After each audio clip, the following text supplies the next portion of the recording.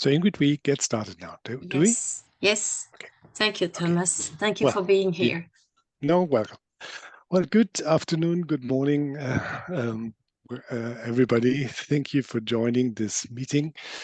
We have a big topic here, and this is I want to show you how to use the CTIS public portal, and there will be some demonstration of how it works. Oh, then I need to share. Then we need to share my screen again. Okay, but it will probably work. So we'll have some technical interruptions in between. Never mind. Okay, my name is Thomas Schindler. I'm in clinical research for almost 30 years. Mostly done medical writing for really big companies, and then did a lot of work in transparency, plain language summaries, the lay summary working group. And I'm now working in regulatory affairs, and I'm dealing with CTIS on a daily basis. We will have a Q&A session later, so I will give the presentation, and then you will have the opportunity to ask questions. With that, let's get started, if it works. It does. Yeah, just a disclaimer. It's of course what I'm going to present is my views and my opinion, and not that of my employer or that of EUPATI. And should you want to share the presentation, I will forward the PDF to Ingrid thereafter. Then please only with a full quote of where it came from. Okay, this is the agenda, and we will need to spend some time on explaining what CTIS is. So what I will try to do that. So what is the clinical trial information system? Then particularly, I will introduce you into the transparency requirements or the transparency rules, which have been revised last year. And then we will go into a demonstration where I can show you how the portal actually works. But first we need to go through a little bit of theory before we can actually dive into the live demonstration. Okay. So what is the clinical trial information system? I think it's really important to understand that this is a workspace for sponsors of clinical trials and the different national authorities and the ethics committees in Europe. So it's a space for mainly these three players to work in. And what people usually do is, so sponsors apply for clinical trial authorization, which is the permission to conduct a clinical trial, and the authorities and the ethics committees evaluate these clinical trial applications, and they either approve it or they reject it. Then as soon as a sponsor has obtained initial approval, of course, the sponsor needs to provide information while the trial is running, and the authorities are supervising the clinical trial while it's being conducted. And this also happens all in CTIS. So it's the initial application, and it's the maintenance while the trial is running. And of course, what always happens in clinical trials, there are changes that are needed for whatever reason. And these changes need to be also applied for. And the sponsors apply for permissions to change the trial, and the authorities evaluate whether these changes are okay. And then they either say yes or no, or they want to see more information.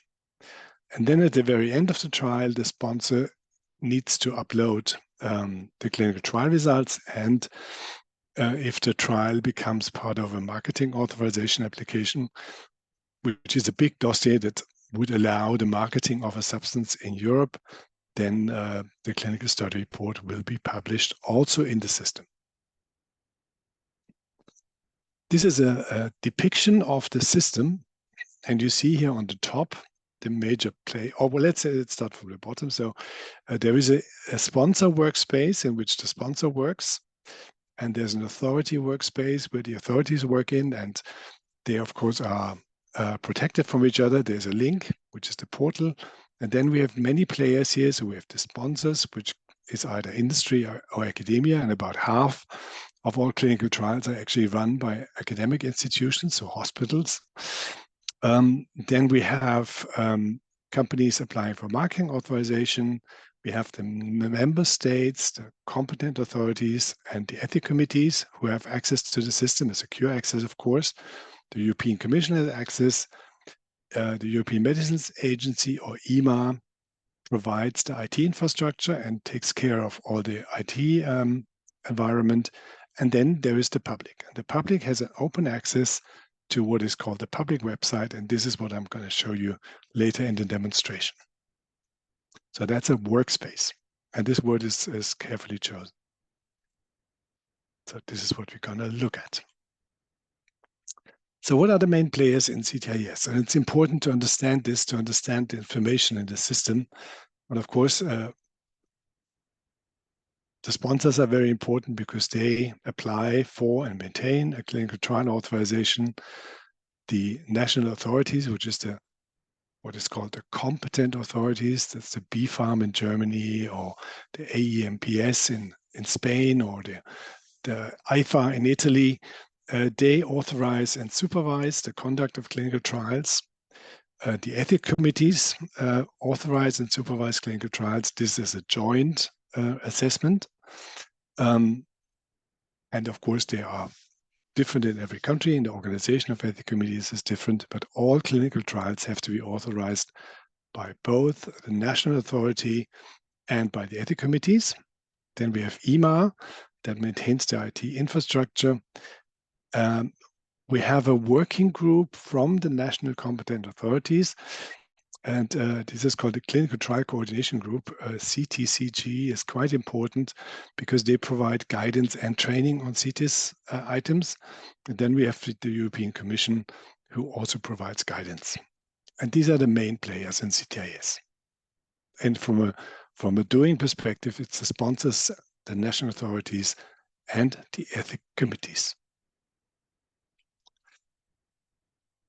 Now, it's important to understand that information in CTIS comes in two buckets, if you like, in two different boxes. One of the boxes is called structured data fields. And these structured data fields need to be filled in by the sponsors, and they have all the information about the clinical trial. I will show you later how it looks like in the system. So it's the title, it's the indication, it's the objectives, the inclusion and exclusion criteria, the endpoints, the different countries, which drugs are actually being studied, so which investigational medicinal products are studied, what other products are used in the trial. And it will also contain all the information that accrues in the conduct of the trial. So when does the trial start? Or any event that was planned or unplanned will be recorded in CTIS in what is called structured data fields. And then the second bucket is the clinical documents. And you see here, these are the documents that will become public. The study protocol, the protocol synopsis, which is the lay protocol synopsis in written for people without a clinical research background, then any patient-facing documents like questionnaires, and then the informed consent forms, which is the key document for trial participants. So that is at the start of the study that becomes public, and then at the end of the study, we will have the lay summary of clinical trial results. That is 12 months after the end of the trial that needs to be uploaded by the sponsor. And at the same point, the scientific summary of trial results. And once this study is completed and the report is being written, then the clinical study report also needs to be uploaded when it becomes, and if it becomes part of a marketing authorization application. Okay. To understand the information being provided in CTIS, you need to familiarize yourself with this categorization, because the timing of publication in CTIS depends on the category the trial is falling into. So we have three different categories: category 1, 2, 3. And category 1 is early phase clinical trials. So phase 1 in healthy volunteers or patients First in human trials are category 1. And then we have category 2 trials, which are also quite early phase, so combined 1 and 2 trials, phase 2 and phase 3 trials, that's category 2. And then category 3 is basically trials after approval, so phase 3 and phase 4, and also low interventional trials. And of course, we also have pediatric trials. You will see in a second why this categorization is important, and I'll try to go through quickly, because this is the gist of the information that I will cover in a second. You may be a little disappointed, but there was a long debate about this. It is the case that for early phase clinical trials, which is, as I said, phase 1 trials, first in human trials and combined phase 1 and 2 trials, so category 1 trials, there the amount of information that is made available is a lot less than for the later trials. So little information is made available, and the publication of clinical documents is actually delayed by 30 months. So only 30 months after the end of the trial, the documents are being made available. And this applies only to early phase clinical trials. For all later phases, so phase 2, phase 3, phase 4, the information, as you've seen, the protocol, the lay protocol synopsis, the ICF, and the patient-facing documents, that all becomes available with the approval of the trial, so at study start. And if you really want to go into details, you can click on this link here. I will not do that now. There you can study the revised CTIS transparency rules, which detail exactly what is being published when and how. I walk you through quickly, and I will leave enough time for our demonstration, don't worry. Okay, let's look at data fields now. So you remember 2 buckets, data fields and documents. Here we are with data fields. For all clinical trials, this is the information that you will find in CTIS. The trial lay title, not the scientific title. For early phase trials, then the trial identifier, so that's the protocol code, or if the trial is being registered in another registry. The clinical phase, the medical condition as a MEDRA term, whether it's a trial in a rare disease in a therapeutic area. You will find information on the population age and gender, details on the sponsor, and details of the clinical sites in the different countries. So this is information you will find for all clinical trials, regardless of the category they fall into. Now comes a little differentiation. So for early phase, category 1 and 2, this information that you see here on the screen will only become available 30 months after the end of the trial. So any information related to the strength of the product or the active substance, information on duration of treatment, the daily dose, and the maximum dose is not disclosed at the start of the trial, but only after 30 months. And that is for the early phase trials. Now we come to documents. So the second bucket I talked about. For early phase trials, so category 1, first in human, if you want, this is the active research that is being done. There's little experience with these substances in humans. And for those, the clinical trial protocol, the lay protocol synopsis, the patient-facing documents, and the lay summary of those 3 will only become available 30 months after the end of the trial. And of course, then again, another 12 months, the lay summary and the scientific summary will become available.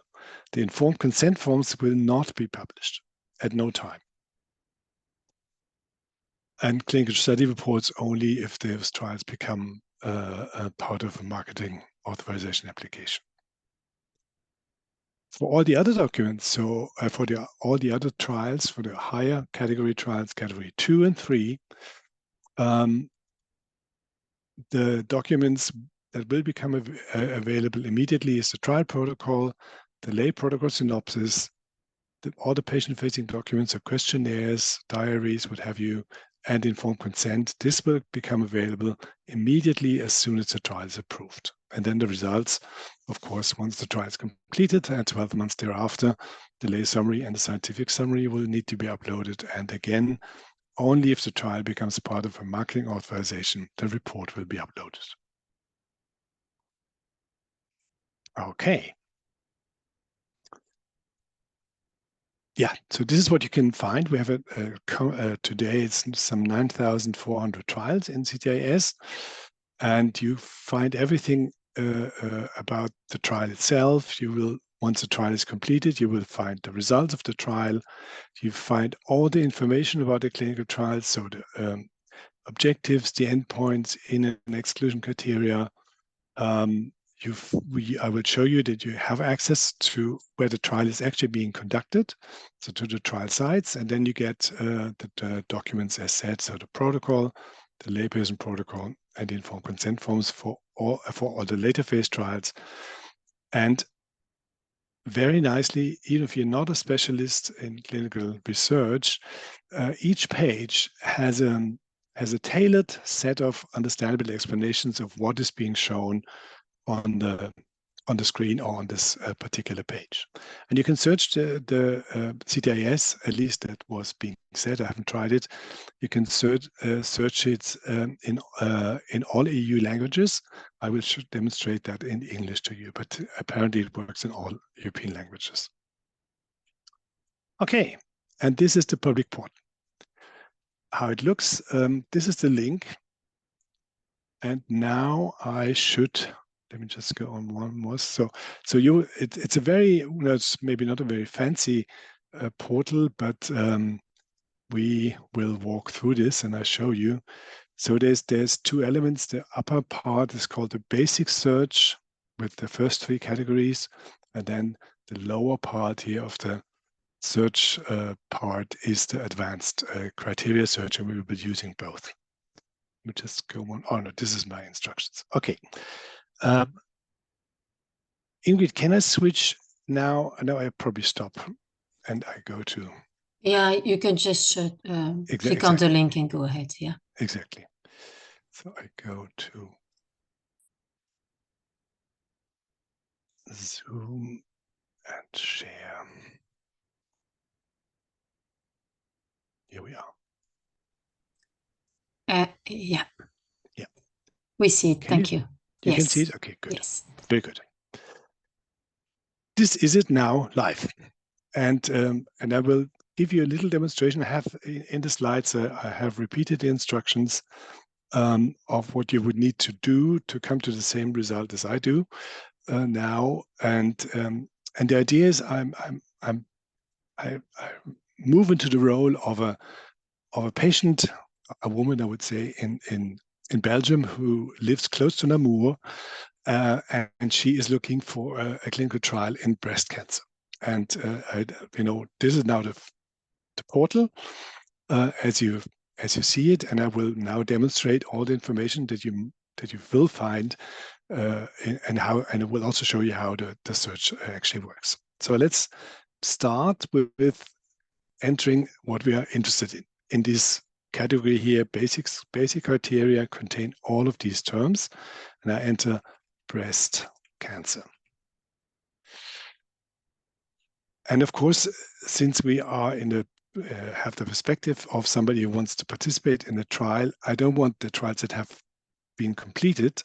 I want trials that are ongoing, and to select those, I go to overall trial status here in advanced criteria, and I check the ones that are ongoing and recruiting. And you see here, you can choose different entries here. So ones that have actually received authorization but had not started, ones that are have started recruiting, and these are the ones that we are really interested in. So let's just select, and now we go down here to the left and we say search. And now the system works, and we should have some 138 trials.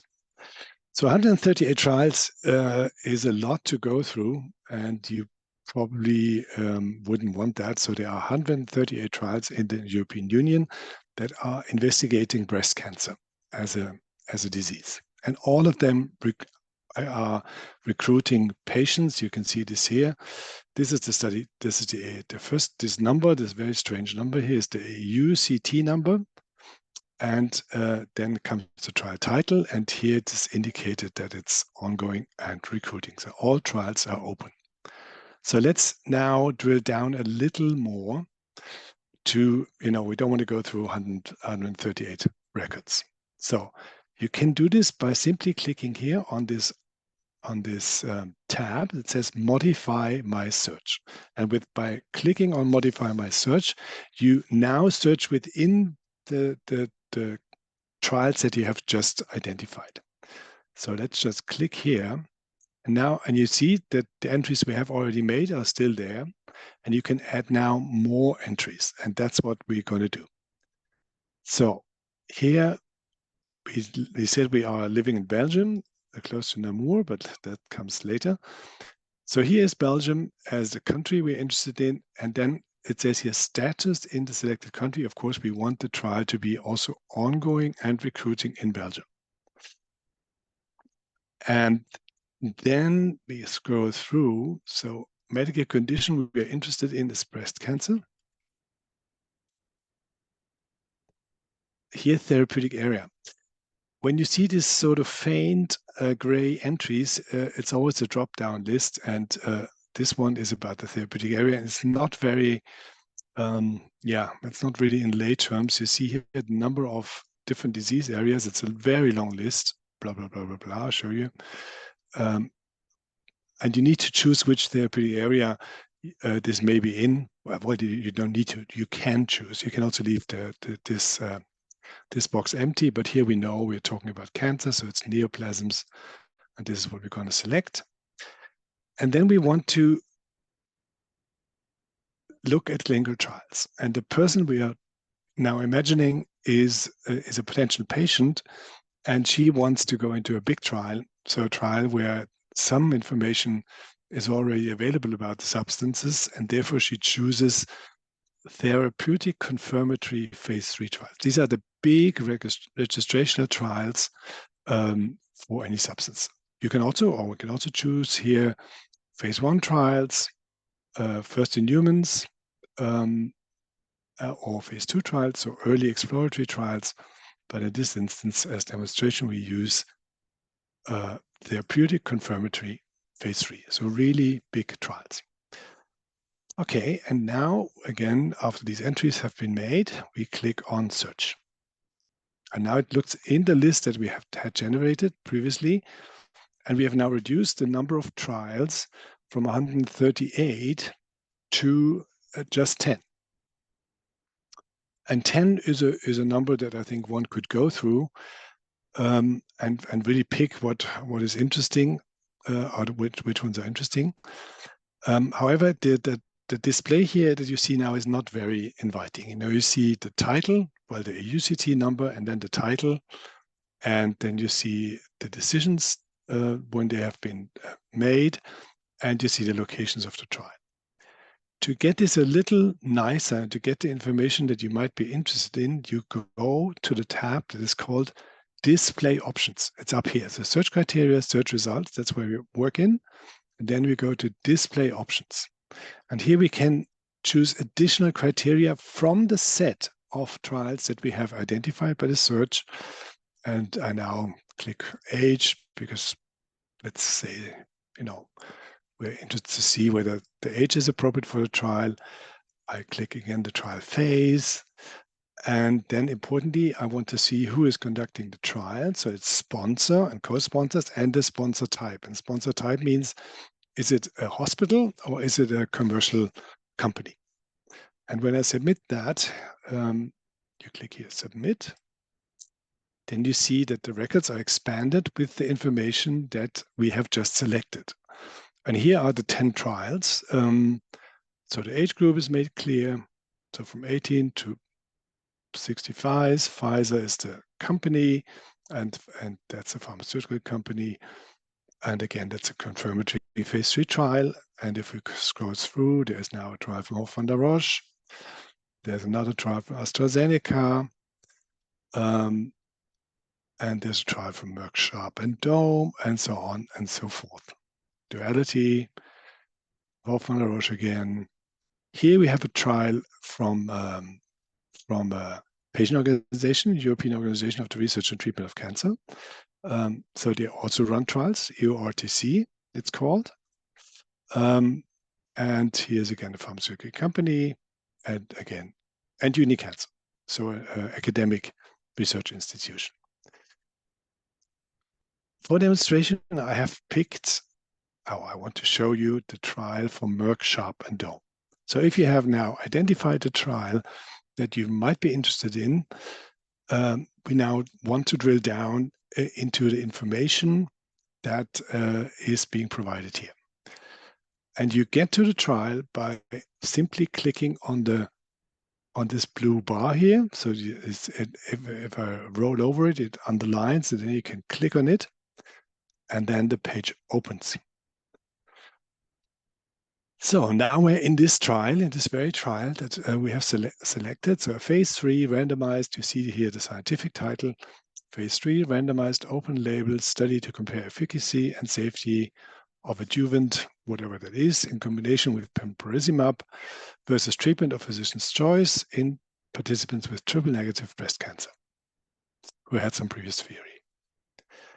And now we go through the different tabs. You see here the tabs summary, full trial information, trial documents, trial results, and locations. And we will go through these, and I show you the information that is being provided here. As said, if you want information of what is shown on the page, you can click here on this document to get the explanations. So here on the left-hand side, on the summary tab, we get the high-level overview of the trial. So it's triple-negative breast cancer. Merck, Sharp and Dome is the sponsor. These are the countries it's being run in, and this is the main objective of the trial. And then if we scroll through it, you see in the various countries the trial is conducted. That was the date of decision, Belgium.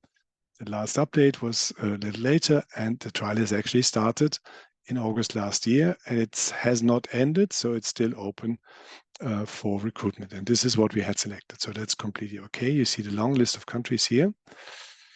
You can orient yourself. So the trial has started in June 2024, and it will end in or mid-December 2037. So a long trial.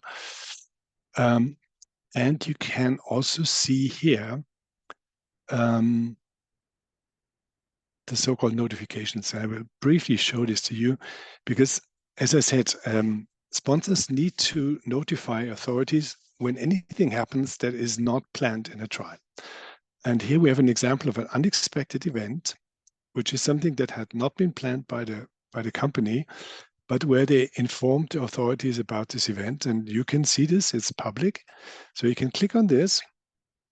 You see all the countries where it has happened and when it actually did happen. So in November last year. And if you click on this little thing and view details, the display is a little strange because here's the information about this unexpected event, something that was, of course, not planned in the protocol. It happened in China. It was associated with the investigation of medicinal product. Here's a description of what happened. It was an adverse reaction that a patient had to one of the substances. And here are the measures the sponsor has taken to account for this adverse event. So the sponsor updated the protocol and the informed consent and also the IB, and even wrote a letter to the investigator.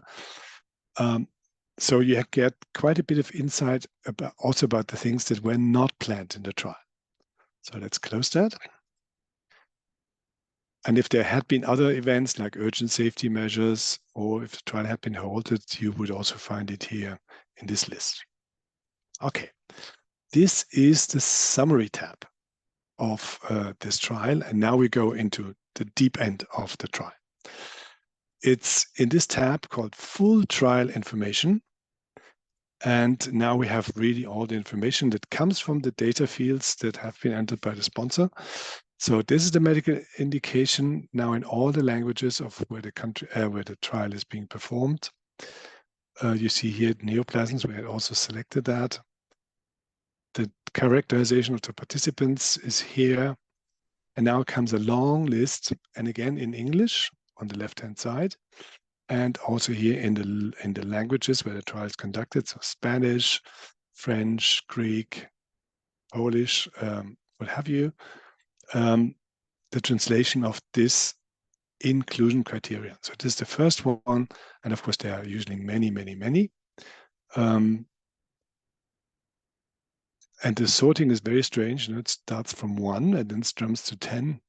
Don't ask me why. Then it goes to 11, and then comes the number 2. I have no idea what that is. But you get all the criteria that a patient needs to fulfill to actually being able to participate in the trial. And then you have also these criteria, the so-called exclusion criteria, that give you the information about all the things that a patient should not have. So patients cannot participate if any of these specifications apply. And again, it's a long list with both in English and in the translations. So 21 items, no need to go through that. Here you have the trial title. This is the English title. Now the translations into the different countries, into the languages of the different countries. You have the public title of the trial, so the lay title, also in the translations. Then these numbers where the trial is registered in clinicaltrials.gov or in the WHO clinical trial registry. The category 2, you remember the categories I talked about. This is a confirmatory phase 3, so it's a category 2 trial, and the indication. And then comes the objective. So what does the trial wants to achieve here in English and then in the various languages? The main objective, other objectives, usually a long list. And then comes the endpoints, and the endpoints are the list of how these objectives are measured. So here, the main endpoint is how many patients develop invasive disease-free survival, or how long do people live before there's any further invasion of the tumor.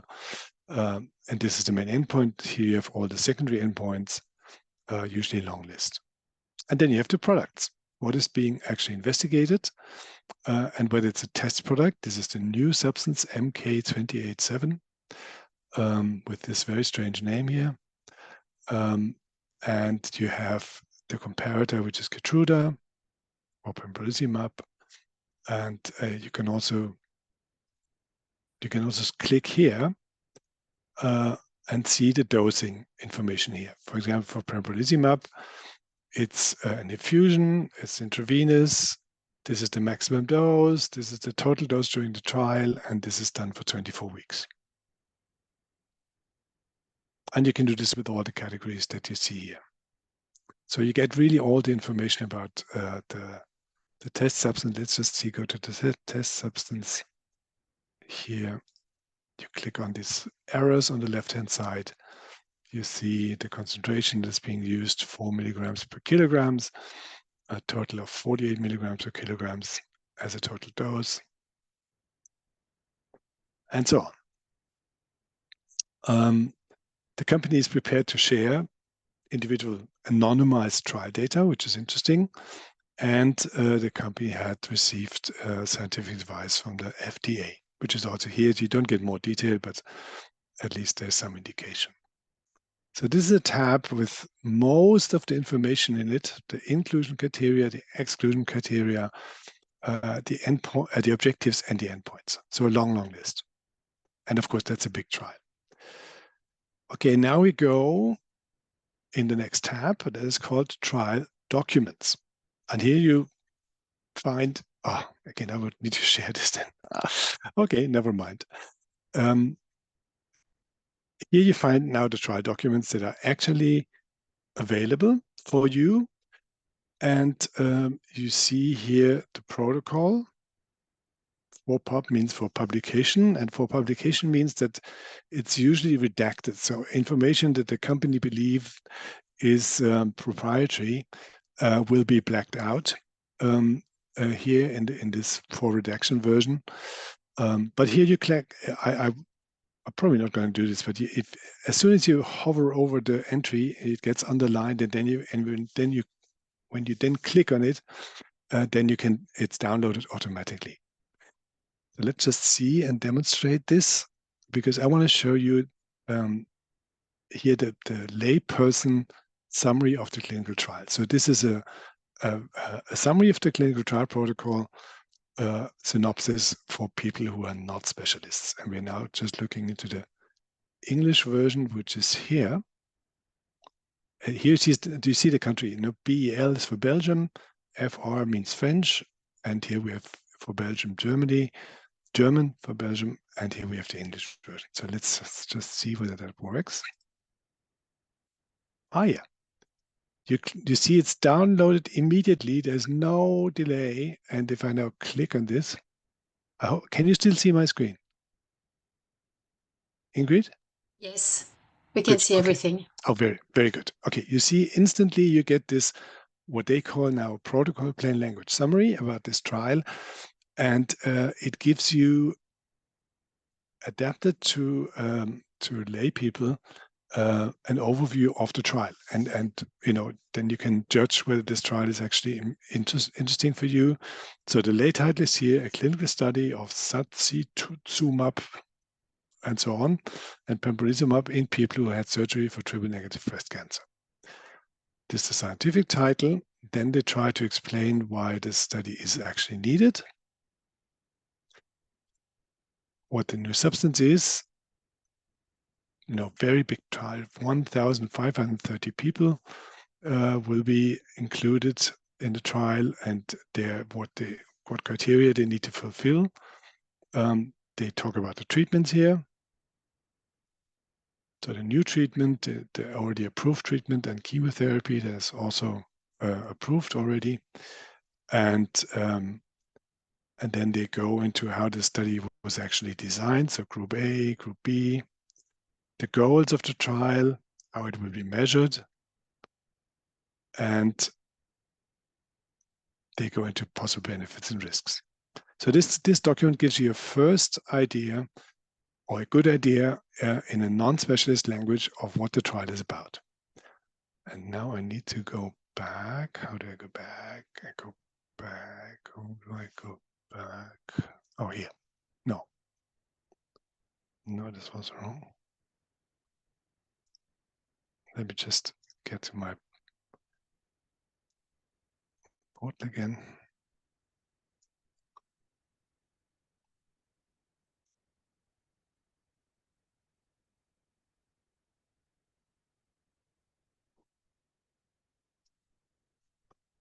Mm-hmm.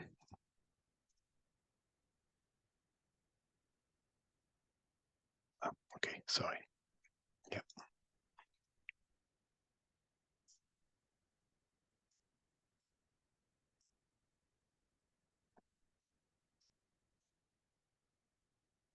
So now we are back to the search as I showed you. I hope you can see this was this long list with the protocol. We can see everything. Yeah, exactly. So here, this is the one we chose, which was immediately downloaded to the computer. So here you have the protocol and what I said, the layperson synopsis, and sometimes even the scientific synopsis. And then here you see all the other documents now structured by country. Poland, and you get the recruitment arrangements. So, you know, what was done to actually recruit patients, or what will be done. You get the informed consent form here, ICF, may consent, again, in this instance in Polish, of course, and some additional forms. And that's now for all the countries, so Spain, Italy, Portugal, Ireland. Here would be the English version, Norway, Austria, Belgium. And in Belgium has the advantage of always getting 3 languages at least, so English, French, Dutch, and German, or 4 actually. Therefore, the list is longer than France and Germany, Czech Republic, Greece. And again, you can simply download the information in your language if you click on this, and then you get the information, get the document immediately on your computer. Okay, let's go to trial results. And of course, there will be nothing because the trial has just started. But once the trial has completed and 12 months after the end of the trial, you will find here the lay summary, layperson summary of results, the scientific summary of results, and the clinical study report when it becomes part of a marketing authorization. So that's empty now. What might be interesting for you as a patient is this tab, locations and contact points. And going back to our assumption being from Belgium and looking for a trial near Namur. So we go to Belgium and we now see the sites here that are running this trial in Belgium. And of course, there is a site in Namur, the Centre Hospitalier Universitaire in Namur, with this investigator runs the trial. You have the phone number and you have the address. And this is for all the countries. In all countries, you will find the information on the sites where the trial is actually being run.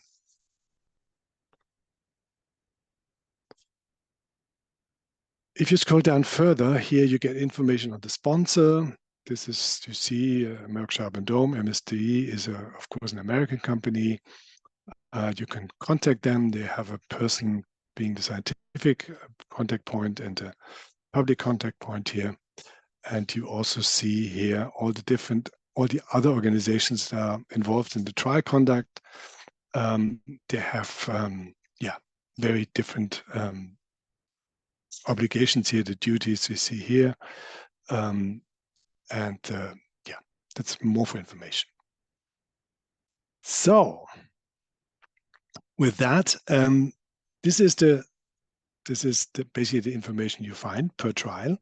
And now, and I will not do this, but now you can if you click on here, this little tab saying download the clinical trial, you get all the information that you've just seen downloaded into a zip file onto your computer. That's some 50 megabyte of data, quite nicely structured, and you get this immediately. There's no delay. You click on the field, and then you can get information immediately. Another nice thing which I want to show you is this one here, because you now use this search page, but you can also look on the latest feature of CTIS, which is the clinical trial map, and you find it up here. If you would like to search for trials and show results on a map, you can do it here. And let's do this.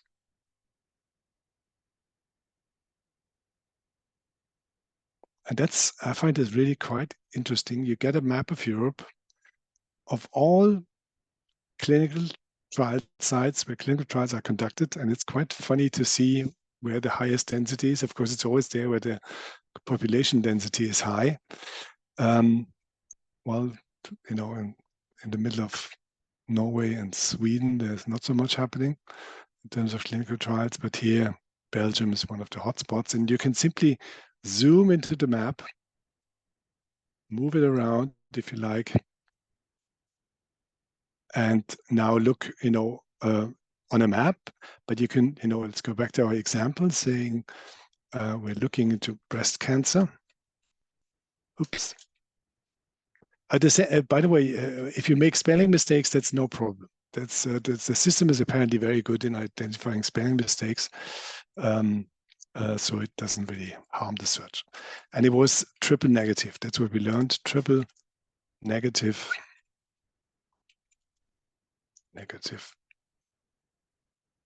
breast cancer.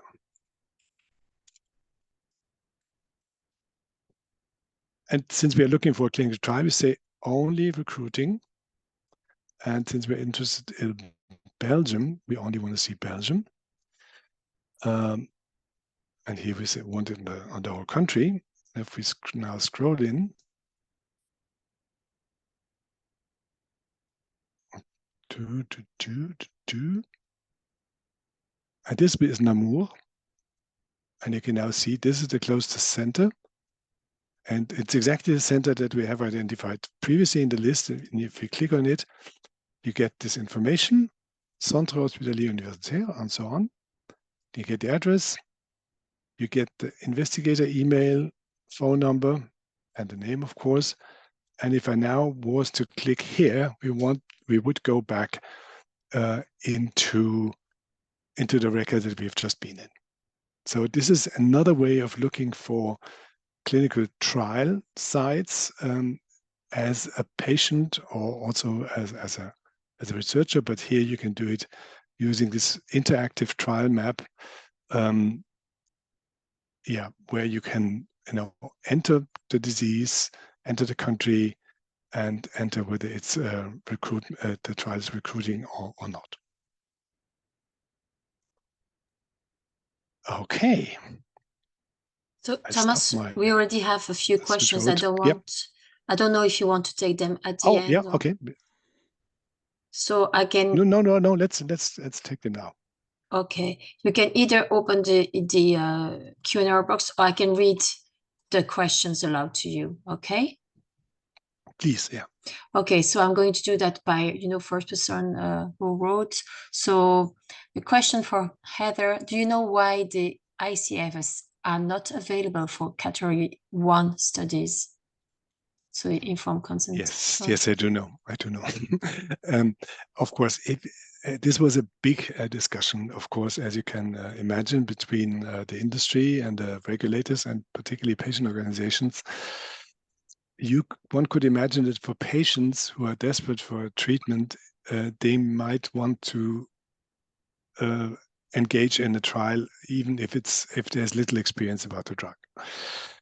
However, for industry, and you've seen the amount of information that is being displayed in the portal is very wide and very deep. Industry was afraid that by publicizing early phase trials, they would lose their intellectual property. So they would lose all their research interests.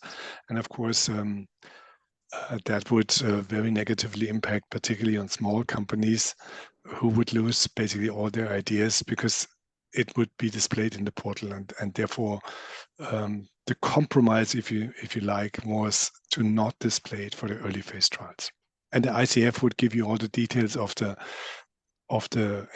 how often is the drug being given, how often is it which way, is it intravenous or is it per oral, and so on. And to prevent this information to become available to competitors, the compromise was to not disclose it for early phase trials. So it's basically protection of intellectual property. Thank you. There's another question from Sheila.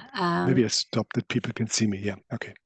So there's a question. Please. The platform presumes users have knowledge of clinical trials. What if I'm a person who has no knowledge of phase 1, 2, 3 in clinical trials? That is, well, first, I understand the question. It's of course a good question. The point is, you will find there's a very good explanation page. I showed you for each of the tabs. Says if you want to understand the information that is shown here, you can click here. It's on the second item. Maybe I can actually show you that again, and then you get explanations.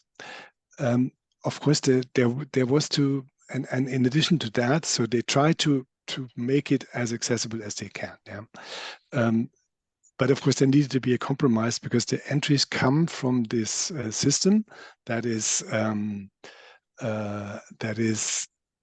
mainly for sponsors and authorities, and of course, they need to work in a certain level on a certain language. And if you have if you want to get into the basics of clinical research, there's so much out there on the internet, particularly on clinical phases. You find this, at other sources in very good ways. So what are good sources, of course, are certain medical societies, patient organizations, of course, but also large hospitals, particularly in the US. They have wonderful pages where they explain the basics of clinical research, as do many European pharma companies. So it's information that you would also find elsewhere, and maybe it doesn't really need to be in CTIS. Thank you, Thomas. Yet another question. Does the system pick up related terms? We may use medical terms, but a layperson may use different terms. And the example given is high cholesterol versus hyperlipidemia. Apparently, and I haven't tried this, but apparently, and it was said in the public, apparently the system is very good in understanding the lay terms. It links lay terms to medical terms and then brings up the trials. But you can try it out yourself, whether it works. It was said that it works. I haven't tried it myself. Okay, thanks. So a question from Nuala. So if you're looking at the category 1 trial, so phase 1, some data feeds are only available 30 months after trial starts. So if searching for trials open for recruitment, they could be finished before they are visible. Let's maybe try this out. Let me try it. Let me just get back into showing to you. Where let's get here. So if we go back into the search, come on. Okay, so we are back in the main search field, and we can say, we say here, trial phase. Yeah, we say first in human trial. First administration says human pharmacology, first in human. Early phase. But you can also choose several categories. Yeah? You can say bioequivalence or other categories. So now we have all the phase 1 trials. And we now search for them. So we have a total of 1,600. We see only 62 trials. We see your presentation. Sorry. Do you see my presentation? Oh, okay. Then I need to go back. Sorry for that. Oh. What is this? Okay.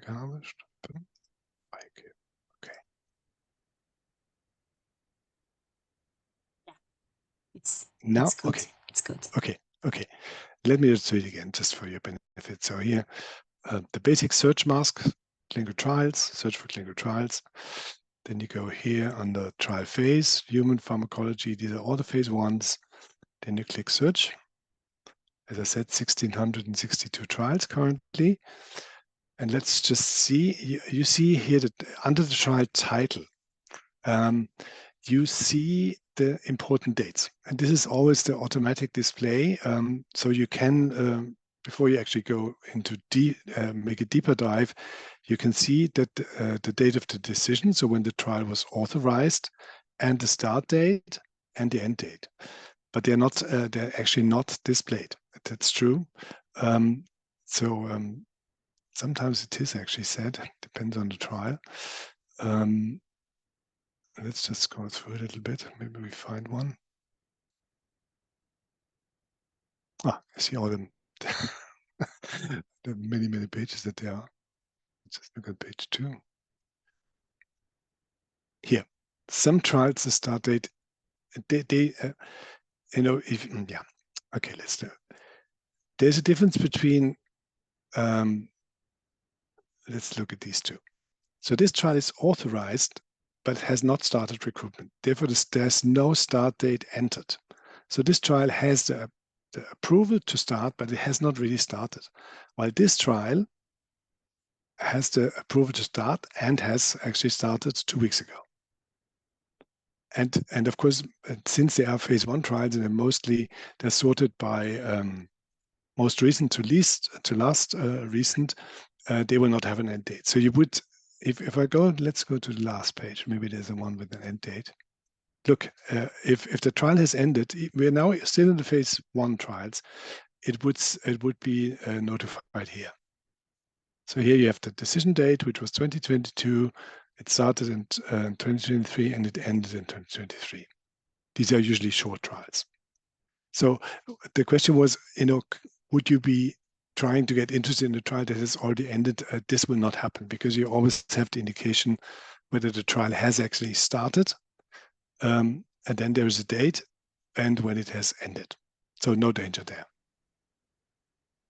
Okay, thank you, Thomas. Do you want to pursue or answer more questions? Yes, please. Yeah. We still, as long as people are here. Can you find examples of clinical study reports in completed studies? Yes, I'll show you the trick. It's no trick. It's actually quite easy. So let's go back to search criteria. Because if you go here, so these are the basic criteria. And here we have the advanced criteria. And if you scroll down, you will find here two entries. Clinical trial reports, yes, or, clinical trial results, yes, or clinical study reports. And if you click on yes, we will find now, and we delete all the phase ones because they will not be there. Hold on. I've reset, we can reset the form. Okay, so now it's empty again. So we go to clinical study report, we say yes, and then we click on search. And then we get 54 trials that of these 9,400, which is not much, that have ended and where there is this clinical study report. And you would find the clinical study report very easily. Let's just take this one. You click here on the trial. You go to trial. Is it trial documents? No, it's trial results. So it's here. Here's clinical study reports. You can click here and view details. And then you get this mask. And you see this is the EUPATI number. The trial was in a marketing authorization procedure that was successful. So the marketing authorization was granted. So it's an approved product in the European Union. And this clinical study report is here. I will not do this because it's going to be many, a lot of data. So if you click here, it downloads immediately to your computer. Okay, that's great. Yet another question. Can a search be done in the case of a rare genetic syndromes by name, or is there a general search category? Also a very good question. Let's go back to search. If I'm not mistaken, it's a rare, there should be, let's just see, here, look at this. What you could try, you could say, I want to see, if you see it here on the left-hand side, it says rare disease, yes or no. That's an information that all trials need to provide, whether they're in a rare disease. And let's just click on yes, and then say search. And we will see, well, 1,857 trials in rare diseases. And of course, then you can now modify your search with any term that you may want to use. I don't know, I have no idea what you could enter here. But you would limit, let's say, what is a rare disease? I have no idea. But you entered your terms here, and the system is probably clever enough to find the trials that come close to what you enter here. It may also come back with nothing. That can be. Thank you. Yet another question from Heather. She says she noticed from the map view that the UK is no longer included. Does this mean that they can no longer search for trials registered in the UK? Yes, absolutely. That's one of the consequences of Brexit. UK is out. Okay, thank you. And then the last question. So participants say, so suppose I find a clinical trial I'm interested in and would like to take part. Where do I go from here? Information and file download. I think maybe you already showed that. Yeah, well, we can. Let me just give you let's just go in a rare disease trial. That has not started. Oh, let's say maybe it's not started. Let's go this one. It doesn't matter. If we go, you will, as I said, you have these 5 tabs. So summary, giving the high-level information. That's actually a trial in children. Interesting. No. Yeah. Interesting. And not only children, but also in children. You get the summary, full trial information, the trial documents, and then you find here the locations. Yeah. And you can now, here you get even the phone number. Here, this is the name of the sponsor, Mr. Büchner, who you could simply either write an email to or ring and ask what to do. and that this is done only one center in Norway. Therefore, there's only one name. Usually, there would be more names. So this is the perfect. You can either approach the investigator, which is maybe quicker, or you can also contact the sponsor, which you will also find. Where do we find the sponsor again? Oh, that is the sponsor. This is the sponsor. Sorry, this is the sponsor here. It's a hospital, so it's an academic trial. Therefore, the sponsor and the investigator are the same address.